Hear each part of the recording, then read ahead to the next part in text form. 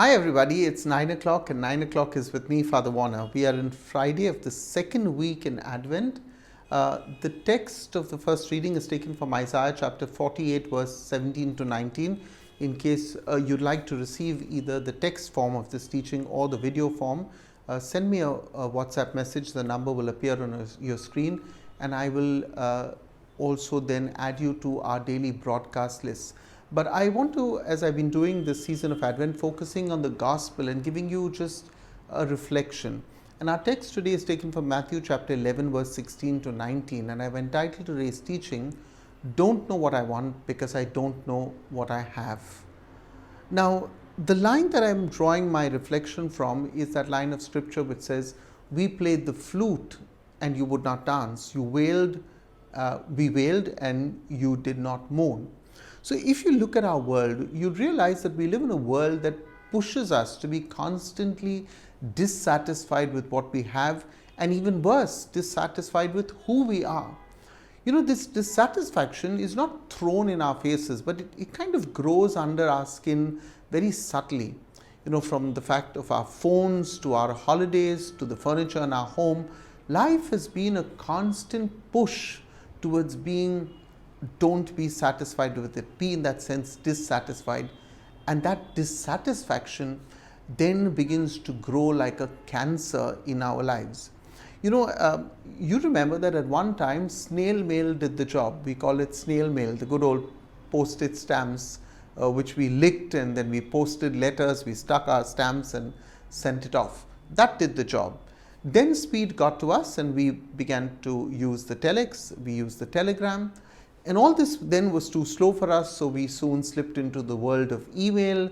Then it was instant and short messaging services, and now all of that is given to us with privacy and speed in the form of WhatsApp. And then you have your blue tick and your double blue tick, and you know, you're going restless till you see the double blue ticks. So it's just life is just pushing us.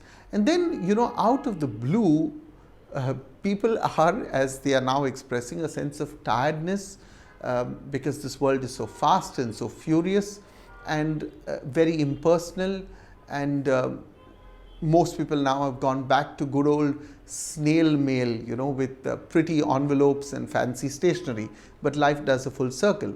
The dissatisfaction with all things, really, if you look at it, where does that dissatisfaction begin? For me, I think it begins in the heart. You know, a very fickle heart, my dear friends, leads to a fickle, foot-loose and fancy-free mind. You know, a dissatisfied heart may not be symptomatic of an ungrateful heart, but it's more a heart that does not know what it wants because it has never reflected on what it has. So, I want to give you a child, for example. You know, a child really never knows what they want, and that's not because they are ungrateful for what they get, but because they can't seem to make up their mind. A child doesn't have a settled mind. Yeah. So the mind of a child has to be trained. You know, standing at a bakery, literally sometimes, and you'll see these little children, a bakery filled with goodies. That little child will look around and he can't make up his mind, and then he wants the entire box of chocolates, and then he wants a blueberry muffin, and he wants a chocolate chip cookies, and wants a cheesecake, and then he wants some chips, and then he also wants ice cream. And mommy knows that giving into all that a child wants will give that child a stomach ache. So mommy will train the child to choose and to be happy with just perhaps one goodie from a range of goodies. And mommy will say, okay, you can't have all, you've got to choose. Pick one. That's training a mind to be satisfied with one thing from the many good things that we have. So, you know, our hearts also need to be trained to be satisfied with what we have. Today in the gospel, Jesus bemoans the fickleness of the people of his time. You know, they were dissatisfied with even the options of the spiritual life that was presented to them. Jesus came, we know, John the Baptist came. They both had very different approaches to the spiritual life. John seemed like a bit of a loner. Jesus fit very well into the crowd. He seemed to be a people's person. John fasted for the coming of the bridegroom. Jesus was the bridegroom, and so he feasted literally. As one commentator said, Jesus ate his way through the Gospels because he's always eating somewhere or the other. John's cry was a cry for penitence. Jesus' calling was people to love the Father. John had insects and animals of the desert as his companion. Jesus sat with tax collectors, he sat with sinners, and he didn't do this in the desert or in a small closed room. He did this in the heart of the city for everybody to see. So here's the point I want to make. Spirituality can't be straight-jacketed. You can't put it all in a box and say this is spirituality. There are some who think that spirituality is sadness personified. I mean, good for you if that's the way you think. There are those who want to be happy and clappy, and that's also good for you. Yet the Bible tells us that there is a time and a season for all things. The church right now is training our hearts to have a well-rounded spirituality, especially in the season of Advent. One that calls for you to be still in Advent, to reflect, and one that calls for not loud acclamations. So right now it's a spirituality of stillness in the season of Advent.